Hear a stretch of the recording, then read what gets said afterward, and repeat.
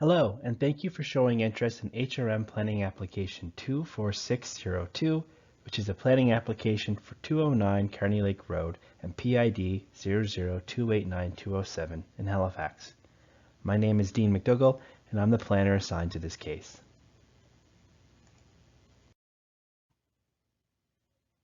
Before we begin, we'd like to acknowledge that we are in Mi'kma'ki, the ancestral and traditional lands of the Mi'kmaq people. HRM acknowledges the peace and friendship treaties signed in this territory and recognizes that we are all treaty people. We would also like to affirm that we are in the decade for people of African descent. African Nova Scotians are a distinct founding people in our community who have been a key part of Nova Scotian culture and history. We acknowledge that African teachings, strength, and perseverance continue to challenge and inspire our community.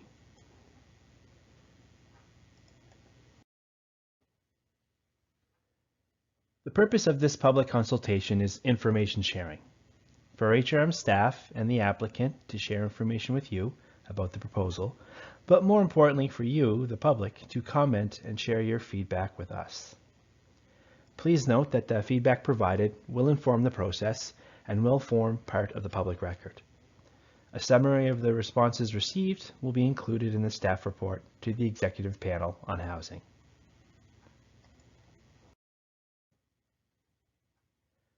What is the role of HRM staff in all of this? Well, I'm the planner assigned to the case, meaning I manage the application through the planning process and its various stages, such as this one, the public engagement stage. I'm also the main point of contact for the applicant and general public regarding the application. Lastly, I draft reports, negotiate with the applicant, and make a recommendation to the Executive Panel on Housing for their consideration on whether to approve or refuse the application.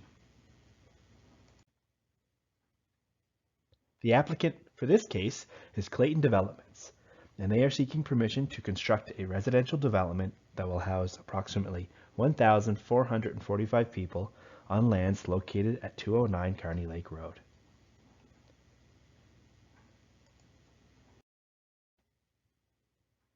Shown here are the subject properties.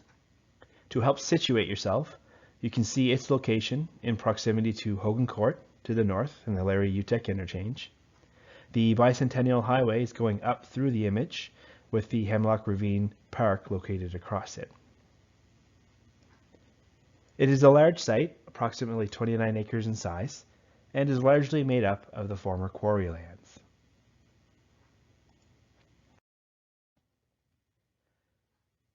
The applicant is requesting to amend the Halifax Municipal Planning Strategy to transfer density from PID 00289-207 to the quarry site and construct a residential development that will house approximately 1,445 people.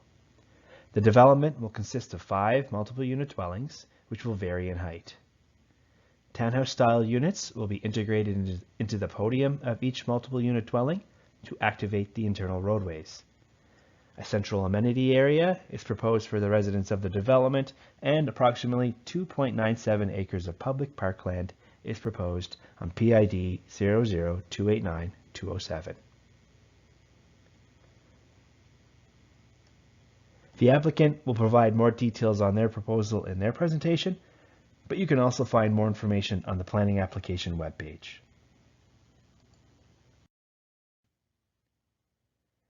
When a planning application is made, it's often enabled by planning policies, meaning it was envisioned that development would happen here, and rules and guidelines were written to help shape what that development would look like. Planning in HRM consists of 3 levels of documents. It starts with the regional plan, which is very high level, and it identifies where population growth should occur and where investment of services like transit, piped water, and sewer should also occur. The second level of planning policies is the community plan. This focuses on a specific geographic area and gets more detailed on what type of development should happen where. Often, planning applications which require approval by council or the Executive Panel on Housing are enabled in this plan. For this application, the applicable community plan is the Halifax Municipal Planning Strategy. The third layer and most detailed planning document we have is the land use bylaw. This outlines specific zoning and regulations that don't require special approval by council. If you meet the rules, you can go and get a permit without having to engage the public.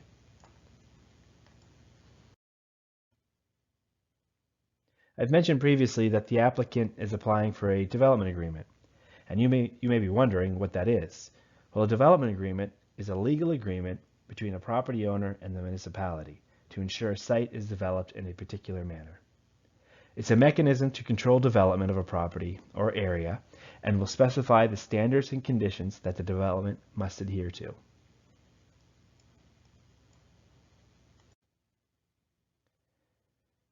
The subject property is under the Halifax Municipal Planning Strategy and Land Use Bylaw, and also the Bedford West Secondary Planning Strategy.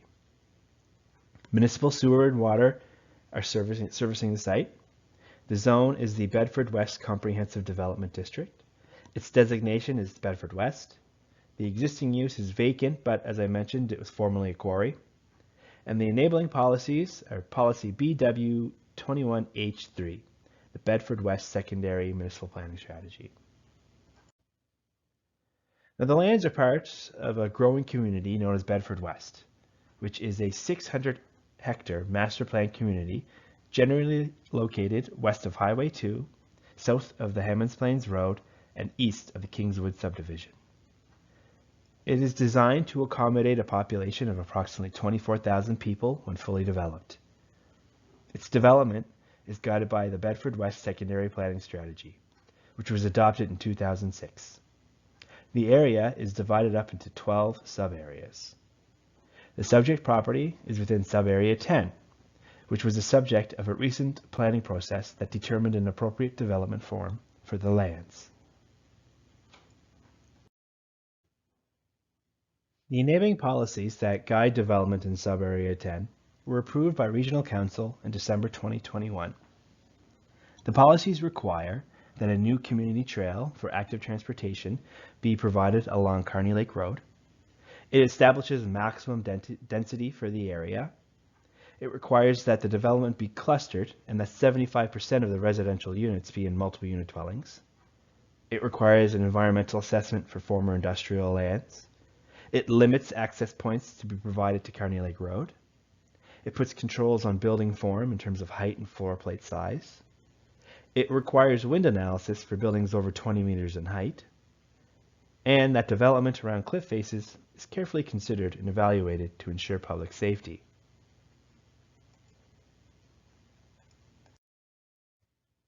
In terms of the planning process, this chart outlines the different stages an application goes through.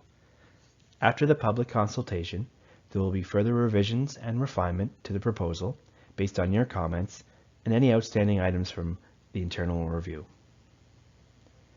Staff will write a report and draft the planning documents with a recommendation to the Executive Panel on Housing for their consideration. The Executive Panel on Housing will then make a decision on the application. For more information on the Executive Panel on Housing, this can be found at the application webpage. Thank you very much for listening and showing interest. We ask that you visit the application webpage to view the submitted materials, which go into further detail and specifics on the proposal. We request that if you do wish to provide feedback, please do so by February 23rd. This concludes staff presentation. Following is a presentation created by the applicant and property owner, which outlines in much greater detail their proposed development. Thank you for your interest in our proposed Bedford West Sub-Area 10 development. My name is Jared DL, and I'm a senior planner with Clayton Developments. Clayton Developments has been in existence since 1959. We have developed over 18 communities throughout Atlantic Canada, including Colby Village, Clayton Park, Bedford South, and Bedford West, which this proposal continues. Our communities provide residential homes for over 75,000 people, and our largest developments often include a mix of residential, office space, retail stores, and institutional uses. The Shaw Group is our parent company. We have recently celebrated 160 years of business in Atlantic Canada. For this development, we are pleased to partner with the Municipal group of companies, including their Dexter Construction business unit.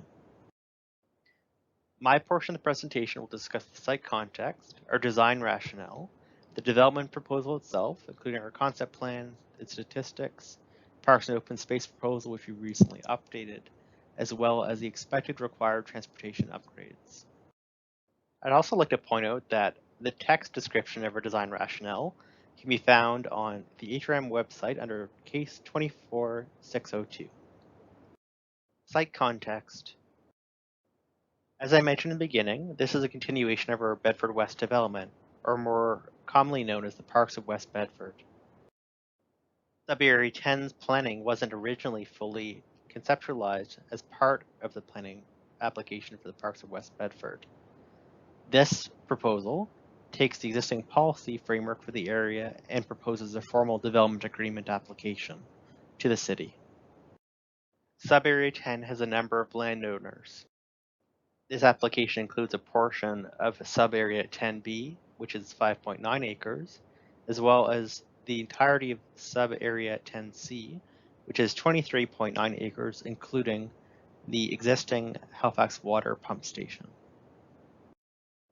This brings our total to 29.8 acres for the entirety of the application site.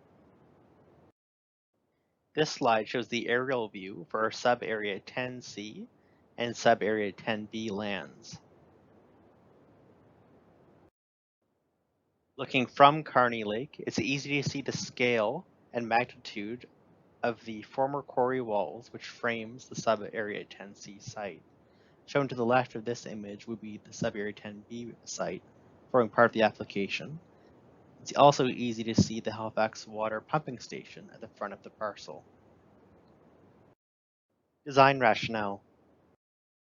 Before I get into the details of our development proposal itself, I wanted to provide a brief design rationale as to why we're proposing what we are.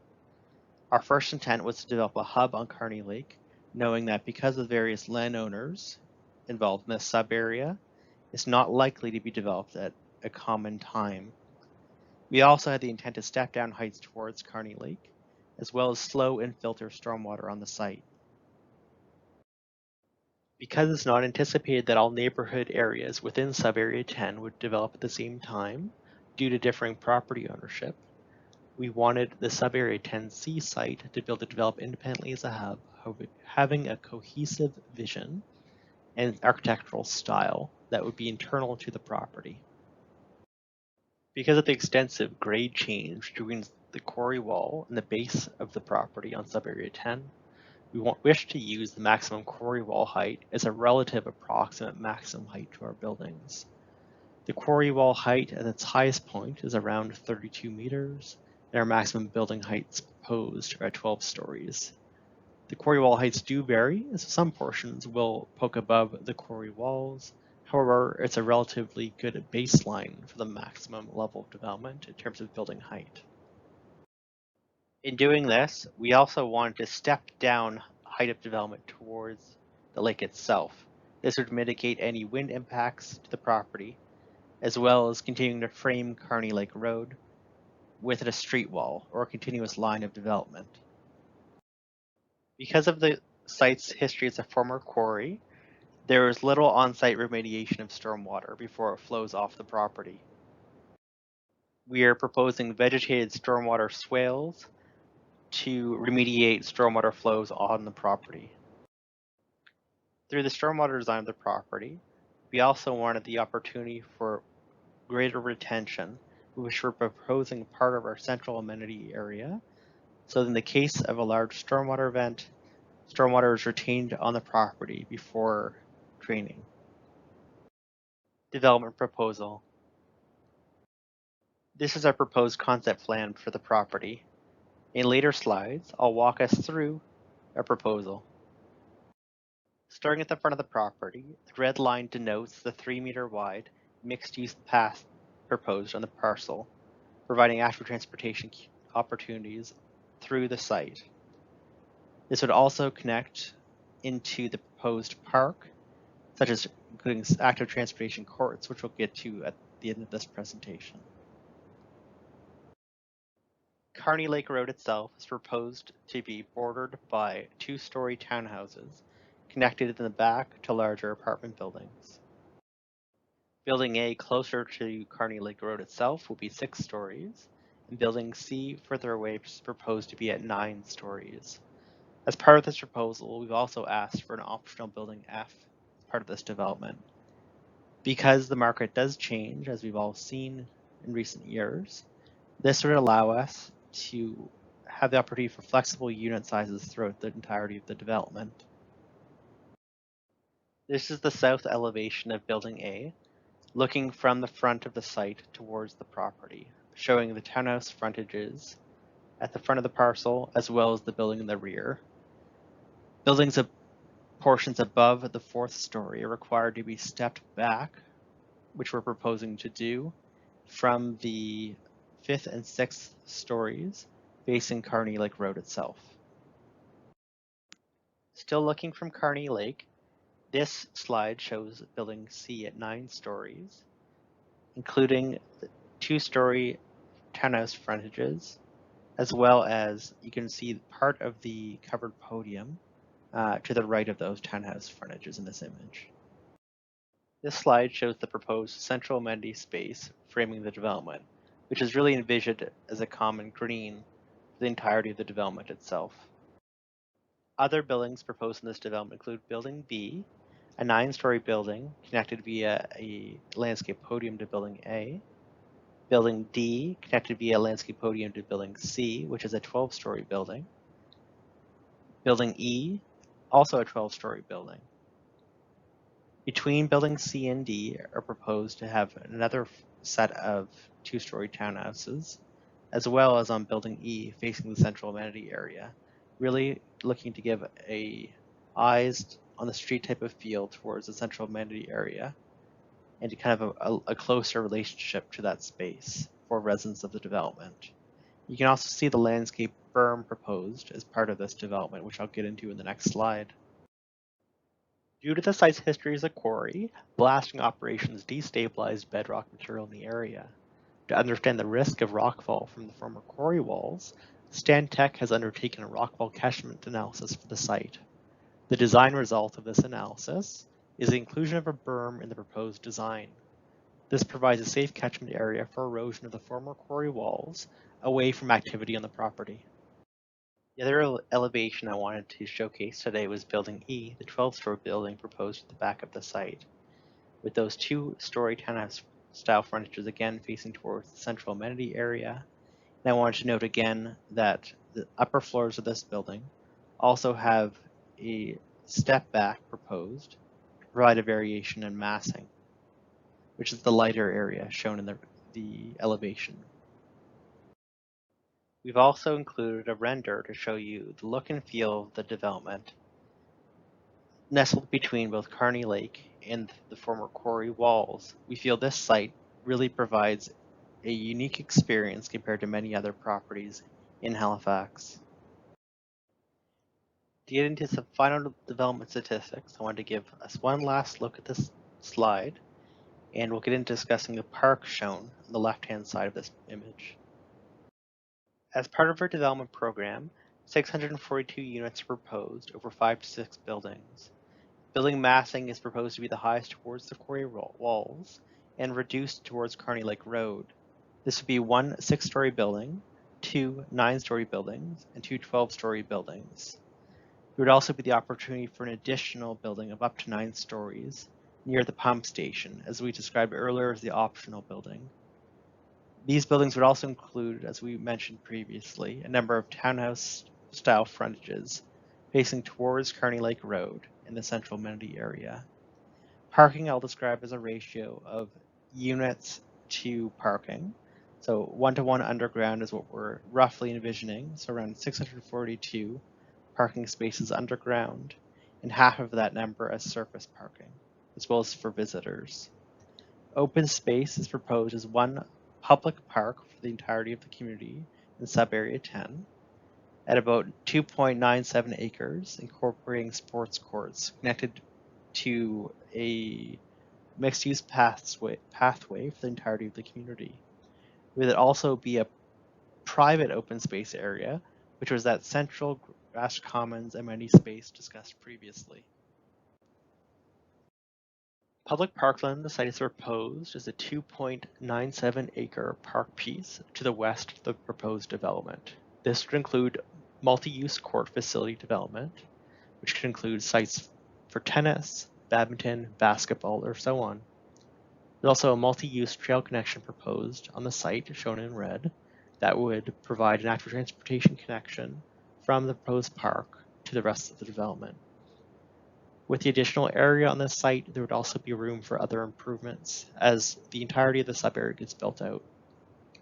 We're continuing to work with HRM Parkland Planning on the concept and design, and we're particularly excited because of the elevated nature of this park piece. There should be excellent views towards the water and the entirety of Kearney Lake, such as the beach on the opposing side. Our proposal also included a traffic impact statement. What I will note is that this included the need for improvements to the Highway 102 interchange at Kearney Lake. This was proposed to take place in 2 phases, with a 2-lane underpass in the memo proposed. This will be required as well if we were to exceed around 400 units during phasing of this development. The traffic impact statement also included a proposal for a long-term improvement option, which would involve a 4-lane underpass at Kearney Lake. Both this long-term option as well as the short-term option would be reevaluated as part of the Highway 102 corridor study currently being undertaken by the province, which will propose a final design for this interchange. Thank you for listening to my presentation. If you have any questions or concerns about our proposed development, please feel free to reach out to me at the contact information provided on this slide.